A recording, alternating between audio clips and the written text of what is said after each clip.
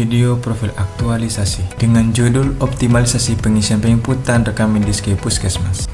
Penulis menemukan beberapa 3 isu permasalahan di PTD Puskesmas Singosari, yaitu 1. Belum optimalnya pengisian penginputan rekam medis pasien rawat jalan ke Puskesmas. Untuk judul kedua, belum optimalnya layanan customer service BPJS Kesehatan dan permasalahan perubahan data di PTD Puskesmas Singosari. Ketiga, belum optimalnya penerbitan surat dan surat sakit secara otomatis dan masih menggunakan manual. Bukti dalam isu pertama terlihat pada dashboard Puskesmas, semua bertanda putih dan tidak hijau, artinya kekurangannya kesadaran dalam penginputan Puskesmas. Untuk isu kedua, bukti terlihat petugas tidak standby, sehingga pada layanan customer peserta BPJS tidak berjalan dengan optimal. Isu yang ketiga, terlihat surat sakit dan sehat masih menggunakan proses manual, sehingga ini akan memakan waktu yang lama. Ketika menggunakan analisis isu teknik APKL, maka ketiga judul isu memenuhi kriteria dan layak diangkat dan dijadikan judul isu. Selanjutnya menggunakan teknik USG dengan skala prioritas. Judul yang pertama yaitu belum optimalnya pengisian penginputan, itu total 15 dengan prioritas pertama, dan judul kedua belum optimalnya layanan customer service BPJS, itu total 12 dengan prioritas kedua.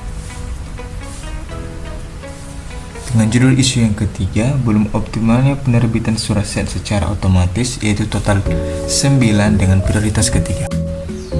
Selanjutnya menggunakan analisis Fishbone untuk mengetahui sebab akibat dari skala isu prioritas yang pertama, yaitu belum optimalnya pengisian penginputan rekam medis ke Puskesmas. Masalah yang pertama adalah pada MEN, yaitu kurangnya pemahaman dan keterampilan petugas dan kurang kesadaran dan pentingnya pengisian penginputan. Berdasarkan pada analisis ketiga teknik analisis isu yang telah dituangkan, penulis menyimpulkan bahwa prioritas yang akan diangkat adalah belum optimalnya pengisian penginputan berkas rekam medis ke Puskesmas.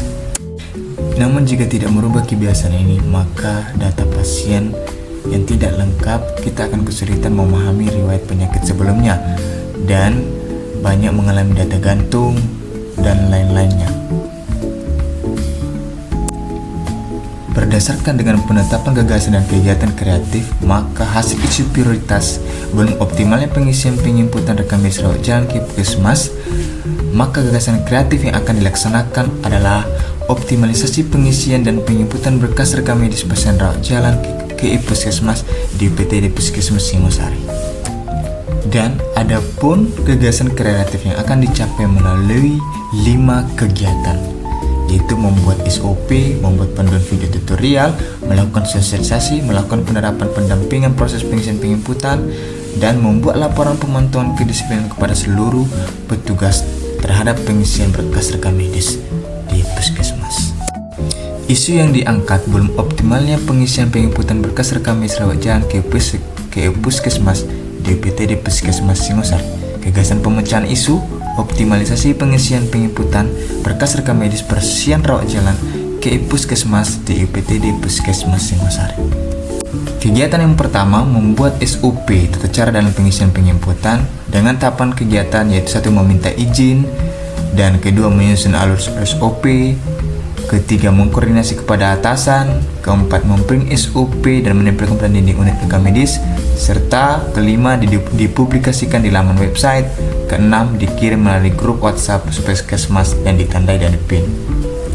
Hasil untuk kegiatan 1, tersedianya SOP.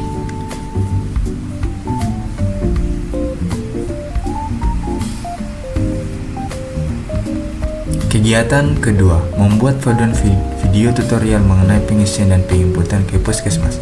Tahapan pertama, meminta izin dan konsultasi kepada atasan. Kedua, membuat alur narasi, video tutorial, menyusun naskah. Ketiga, melakukan perekaman line screen recording dan menambah suara voice over dan menjelaskan setiap tahapan. Keempat, mengedit video dengan tampilan lebih menarik. Kelima, mengupload video ke sosial media instansi. Kegiatan ketiga yaitu melakukan sosialisasi mengenai pengisian dan penginputan. Dengan tahapan yang pertama, melakukan konsultasi dan minta persetujuan kepada atasan. Kedua, melakukan sosialisasi sesuai jadwal yang telah ditentukan. Tiga, melakukan dan mengajukan pertanyaan diskusi secara teknis apabila ada kendala. Keempat, melaporkan hasil sosialisasi kepada atasan. Kegiatan keempat, melakukan penerapan pendampingan proses pengisian penginputan berkas rekam medis rawat jalan ke puskesmas. Dengan tahapan berikutnya, yang pertama, melakukan konsultasi dan meminta persetujuan kepada atasan. Kedua, menyusun jadwal penerapan dan pendampingan, menentukan unit atau poliklaster yang akan didampingi. Ketiga, memastikan seluruh berkas rekam medis berjalan terisi dengan lengkap. Keempat, memberikan satu contoh pengisian dan penginputan berkas rekam medis manual ke puskesmas dengan menunjukkan langkah-langkah input data. Kelima, memberikan kesempatan petugas mencoba melakukan input data secara langsung. Keenam, mencatat permasalahan yang muncul selama proses pendampingan. Berikut hasil dari anamnesis dan diagnosa setelah proses pendampingan.